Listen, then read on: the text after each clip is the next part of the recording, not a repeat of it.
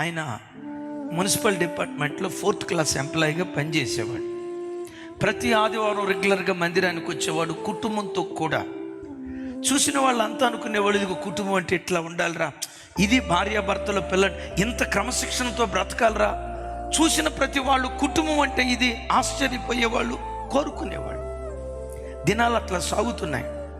ఆ 4th class ఎంప్లాయీగా municipal డిపార్ట్మెంట్లో పనిచేసేటప్పుడు ఆయన ఏ యజమానుడి దగ్గర పనిచేస్తున్నాడో ఈయన నమ్మకత్వాన్ని చూసి, సొంతగా కాంట్రాక్ట్ పనులు చేసుకో, నీకే ఆ టెండర్ ఇస్తానని ఒక పెద్ద అధికారి చెప్తే మొత్తానికి ఆ ఉద్యోగాన్ని వదిలిపెట్టి చిన్న కాంట్రాక్టర్గా అడుగుపెట్టాడు. నమ్మకంగా బ్రతుకుతున్నాడు. అంచెలంచెలుగా ఆశీర్వదించబడ్డాడు. ఒకప్పుడు అద్దె గృహంలో బ్రతికే ఈ వ్యక్తి, రెక్కాడినా డొక్కాడని పేద పరిస్థితి అనుభవించిన ఈ వ్యక్తి అదే పట్టణంలో దరిదాపుగా 10 సొంత గృహాలు కొని అద్దెల మీద బ్రతికే స్థితిమంతుడిగా మార్చబడ్డాడు. తను ఏ మున్సిపల్ డిపార్ట్మెంట్లో కాంట్రాక్టర్గా పనిచేస్తున్నాడో అక్కడ ఒక తప్పుడు త్రోవకు వెళ్ళిపోయాడు. ఎప్పుడైతే డబ్బు పెరిగిందో మందిరానికి క్రమంగా రావటం కాస్త తగ్గింది. అంతకుముందు ప్రతి ఆదివారం, ప్రతి బుధవారం, ప్రతి శనివారం మందిరానికి వచ్చేవాడు. ఇప్పుడు ఆదివారం ఒక్కరోజే రావటం ప్రారంభించాడు. ఇక తప్పుడు త్రోవలకు ఎప్పుడైతే వెళ్ళటం ప్రారంభించాడో బలారాధనకు ఒక్కరోజే రావటం ప్రారంభించాడు. మెల్లిగా 2-3 సంవత్సరాల పాటు దేవునికి దూరమై చీకట్లో బ్రతుకుతున్నాడు.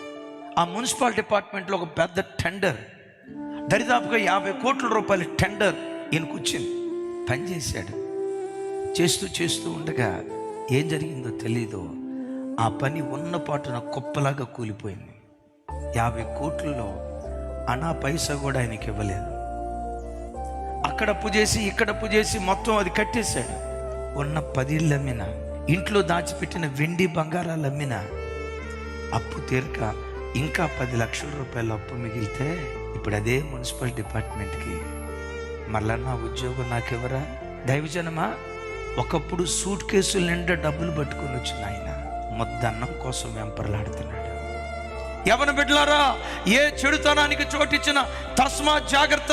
ఒకవేళ నువ్వు అనుకుంటున్నావు, నాకేం సార్ పెద్ద చదువుకున్నా, నాకేం సార్ సాఫ్ట్వేర్ ఇంజనీర్ సార్, 2 లక్షల రూపాయల జీతం సార్, 3 లక్షల రూపాయల జీతం సార్, నేను పెళ్లి చేసుకుంటే 2 లక్షల రూపాయల జీతకైతే నాకు దొరికింది సార్, నాకేం పూల రంగంలాగా బ్రతుకుతాను సార్ అని అనుకుంటూ చెడుతనంలో బ్రతికితే దేవుని వాక్యం ఉంటుంది, దేశ నివాసుల చెడుతనమును బట్టి సత్తువ కలిగిన భూమి చవిటి పరగా మారిపో.